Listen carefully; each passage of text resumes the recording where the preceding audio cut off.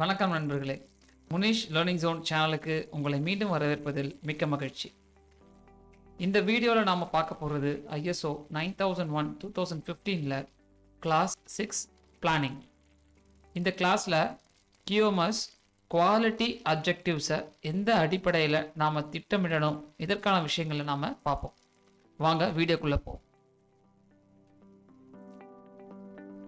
இந்த கிளாஸில் 3 sub classes இருக்கு.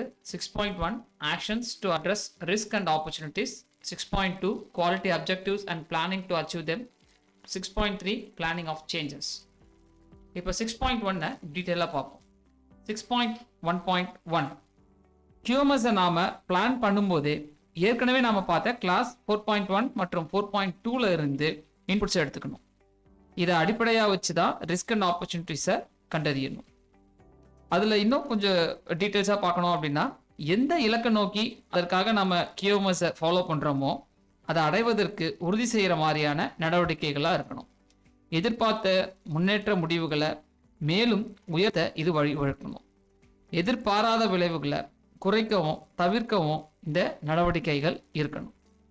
முன்னேற்றத்தை அடையறதுக்கு உறுதியான வகையில் இந்த நடவடிக்கைகள் துணை புரியணும்.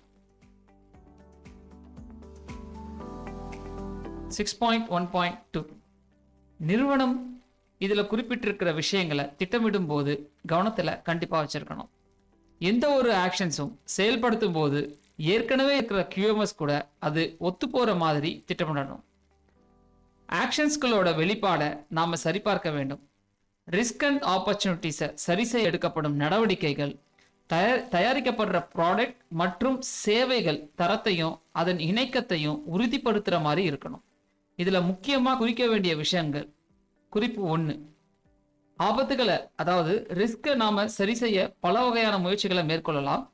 ஒரு சிலது பார்த்தோம்னா ரிஸ்கை முற்றிலுமாக தவிர்ப்பது, வேற ஒரு ரிஸ்க் எடுத்து ட்ரை பண்ணுறது, அது மூலமாக வேறு ஏதேனும் வாய்ப்புகள் கிடைக்குதான்னு பார்ப்பதற்கு, ரிஸ்க் உருவாவதற்கான சூழ்நிலையையும் அறிகுறிகளையும் தவிர்ப்பது, ரிஸ்க் தெரிந்தே அதை எப்படி கையாளணுங்கிற முடிவை எடுக்கிறது.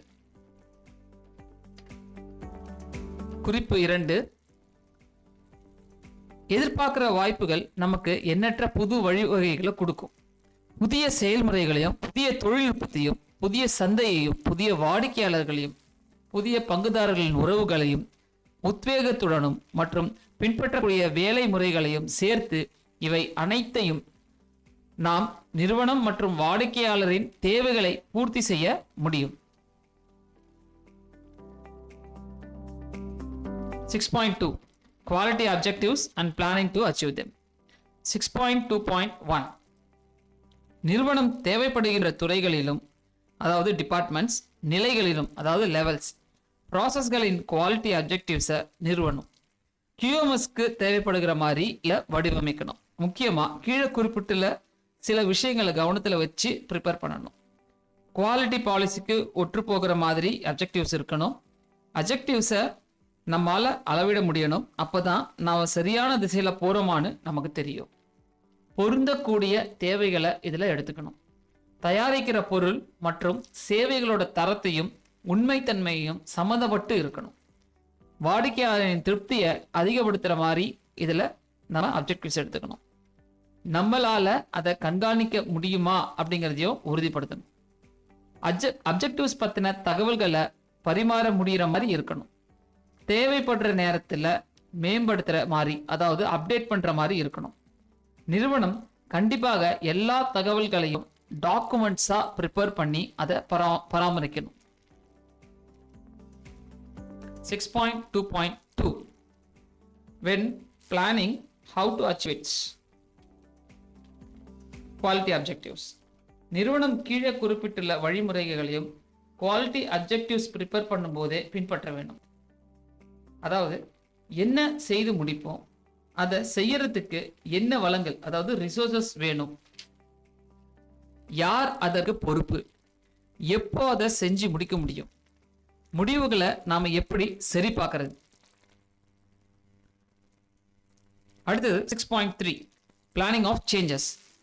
நிறுவனம் தங்களுடைய QMS-ல ஏதேனும் மாற்றங்கள் தேவை என்று நினைத்தால் அதை சரியான திட்ட முறையில் செயல்படுத்தணும்.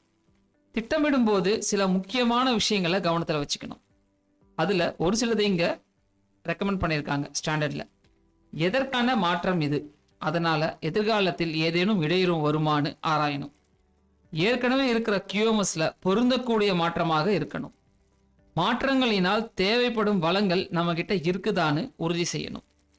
ரெஸ்பான்சிபிலிட்டிஸ் அண்ட் அத்தாரிட்டிஸில் எம்ப்ளாயீஸ்க்கு ஏதாவது மாற்றம் இருக்கான்னு செக் பண்ணணும். நண்பர்களே, கிளாஸ் 6 பிளானிங் இதோட விளக்கங்கள் இதோட முடியுது. இந்த வீடியோ உங்களுக்கு யூஸ்ஃபுல்லாக இருக்கும் நம்புகிறேன். உங்களுக்கு இந்த வீடியோ பிடிச்சிருந்தா லைக் பண்ணுங்கள், உங்கள் ஃப்ரெண்ட்ஸ் கிட்ட ஷேர் பண்ணுங்கள். நம்மளுடைய சேனலுக்கு மறக்காமல் சப்ஸ்கிரைப் பண்ணுங்கள். நன்றி நண்பர்களே.